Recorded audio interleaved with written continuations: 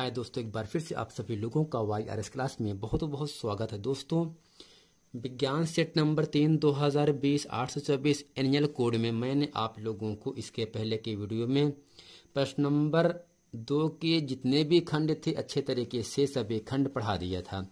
तो फ्रेंड, आज हम पढ़ेंगे प्रश्न नंबर 3। प्रश्न नंबर 3 में प्रश्न नंबर 3 का खा और प्रश्न नंबर खा का अथवा प्रश्न जो है ये एग्जाम में 4 नंबर के लिए आपसे पूछा गया है।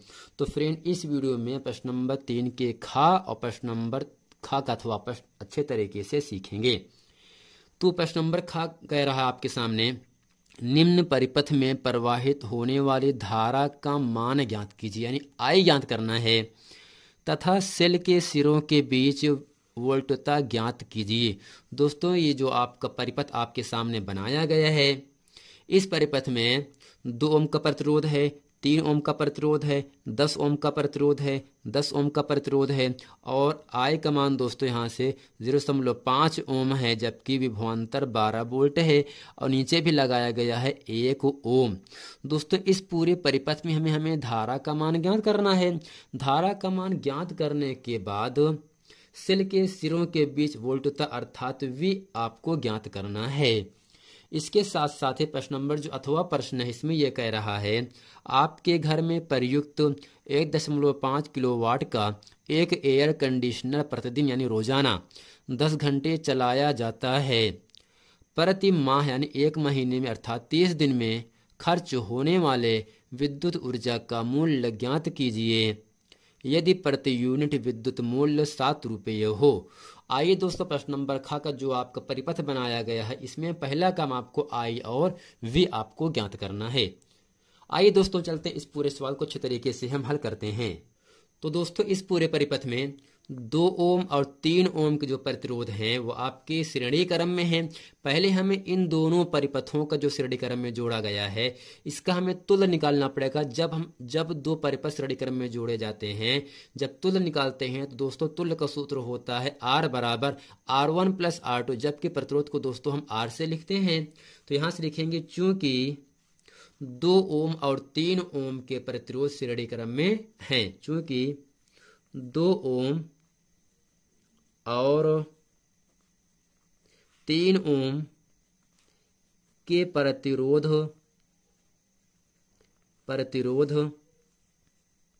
श्रेणी क्रम में हैं, इसलिए तुल्य प्रतिरोध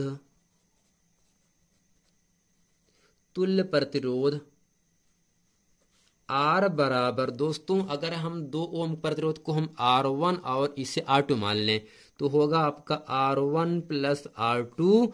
तो दोस्तों यहाँ से R बराबर हो जाएगा, R1 का मान 2 है जबकि R2 का मान 3 ओम है।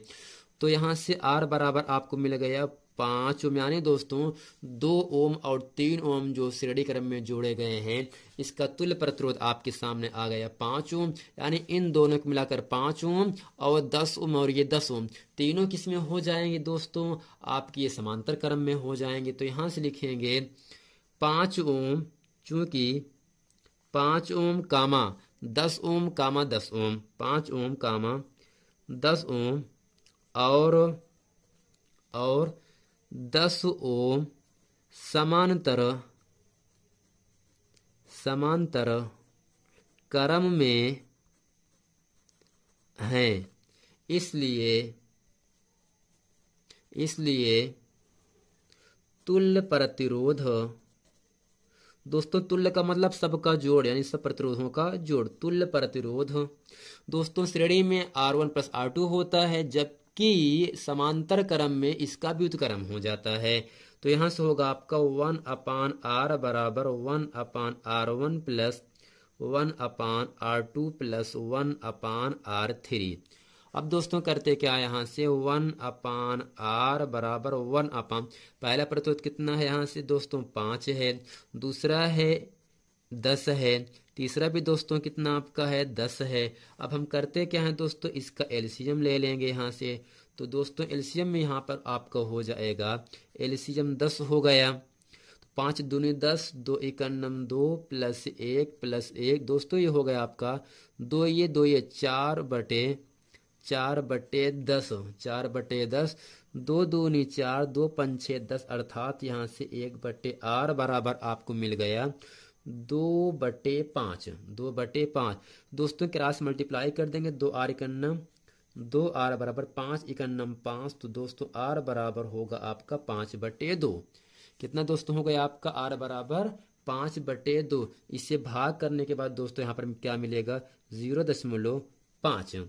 अब दोस्तों ये परिपथ, ये प्रतिरोध, ये प्रतिरोध और ये प्रतिरोध, इन तीनों प्रतिरोध का जो तुल्य प्रतिरोध आया वो आपके सामने आ गया यहाँ से 0.5 ओम आ गया। अब करते क्या है, यहाँ से ये पूरा तुल्य प्रतिरोध और 1 ओम जो प्रतिरोध है आपका, और इसके साथ साथ ही 0.5 ओम का जो प्रतिरोध है आपका श्रेणी क्रम में है। तो यहाँ से हम आगे लिखेंगे, यहाँ से करके चूंकि 0.5 ओम, 1 ओम और 5/2 ओम श्रेणी क्रम में है, श्रेणी क्रम में है, इसलिए तुल्य प्रतिरोध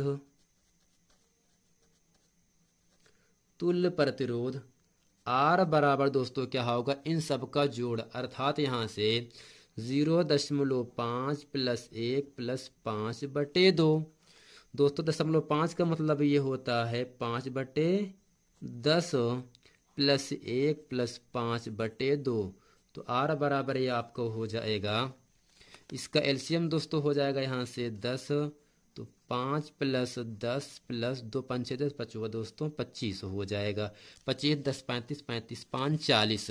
तो यहाँ से होगा आपका R बराबर 40/10। तो R बराबर दोस्तों यहाँ से आ गया आपका 4 ओम आ गया।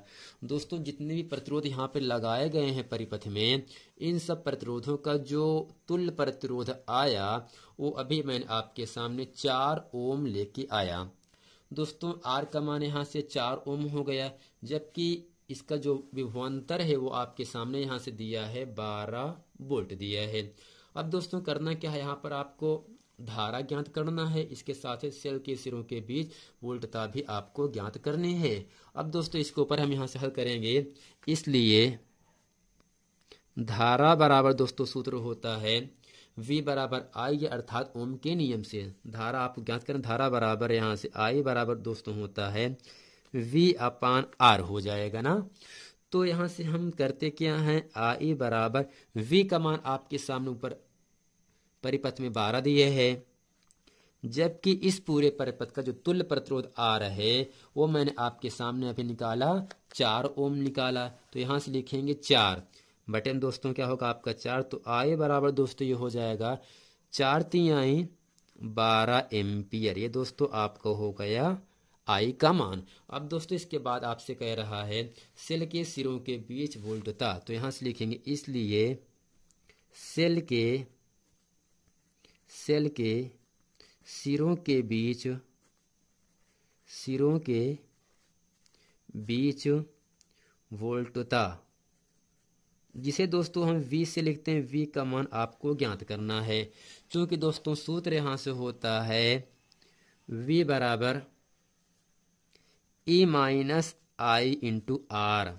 दोस्तों यहाँ से V बराबर होगा, E का मान आपके सामने यहाँ से 12 है, माइनस I का मान दोस्तों यहाँ से दिया है 3, जबकि R का मान है 0.5 है। तो V बराबर दोस्तों होगा 12 माइनस, अब दोस्तों यहाँ से हो जाएगा आपका दोस्तों 3 लिखने के बाद 0.5 का मतलब होता है 1/2। अब करते क्या है, V बराबर 12 दूनी 24 माइनस 3 का 3/2। अब दोस्तों 24 में हम जब 3 घटा देते हैं तब V का मान आपको मिले 21/2। 21 में 2 से भाग करने के बाद V बराबर आपको मिलता है 10.5 वोल्ट। दोस्तों इसमें आपको सिंपली आपको करना कुछ नहीं है, इसमें जो परिपथ बनाया गया है इसमें केवल 3 ओम 2 ओम श्रेणी क्रम में है, तुल्य निकाला 5 आ गया, 5 10 और 10 समांतर क्रम में है। इसका तुल्य निकाला आपके सामने, आपको मिल गया 5/2 अर्थात 0.5 मिल गया। अब 0.5 ये पूरा इन सब का जोड़ 1 ओम और 0.5 ये किस में हो गए दोस्तों, आपके श्रेणी क्रम में हो गए। तो इन सब का इसका तुल्य कितना आ गया आपके सामने, 4 ओम यहाँ से आ गया है। आर का मान दोस्तों 4 है, तो वी का मान 12 है। आई मैंने निकाला आपके सामने 3 एम्पियर। सिल के सिरों के बीच विभवांतर सूत्र होता है वी बराबर E minus I into are. ए का मान प्रश्न में 12, आई का मान 3, आर का मान 0.5 दिया है। 0.5 का मतलब 1/2 होता है। 3 एकन्नम 3/2 अर्थात 12 दूनी 24 में से 3 21/2। तो भाग करने के बाद दोस्तों यहाँ से मिल जाता है 10.5, जो कि सेल के सिरों के बीच वोल्टता हो जाती है। अब दोस्तों इतना करने के बाद आपके सामने इसका जो अथवा का प्रश्न है वो आपके सामने यहाँ से कह रहा है, आपके घर में प्रयुक्त 1.5 किलोवाट का एक एयर कंडीशनर प्रतिदिन 10 घंटे चलाया जाता है। प्रतिमाह 30 दिन खर्च होने वाले विद्युत ऊर्जा का मूल्य ज्ञात कीजिए यदि प्रति यूनिट मूल्य 7 रुपया है। अब दोस्तों करना क्या है, इसमें आपको दिया क्या है, एयर कंडीशनर का भार दिया है 1.5। तो इसके हल में लिखेंगे एयर कंडीशनर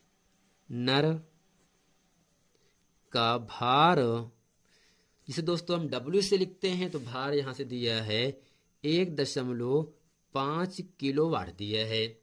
अब दोस्तों यहां से एक दिन में प्रयोग, तो यहां से लिखेंगे एक दिन में प्रयोग बराबर 10 घंटे।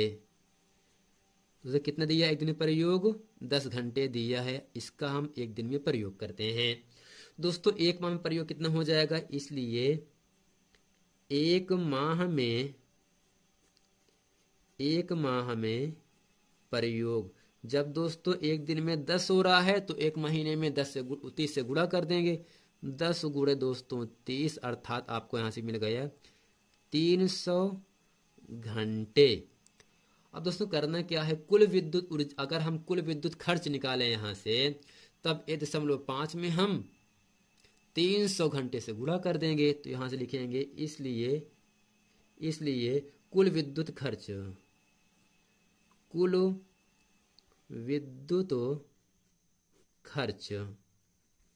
तो यहां से होगा 1.5 गुणे 300। दोस्तों इसका गुणा करने के बाद आपको मिलेगा 450 यूनिट।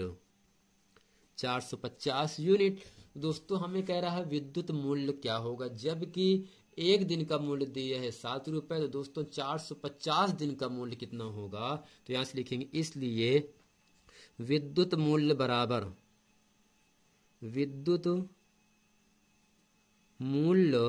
बराबर दोस्तों में 7 दिन के लिए निकालना है, यहां से कह रहा है 7 रुपये है, तो 450 गुणे 7।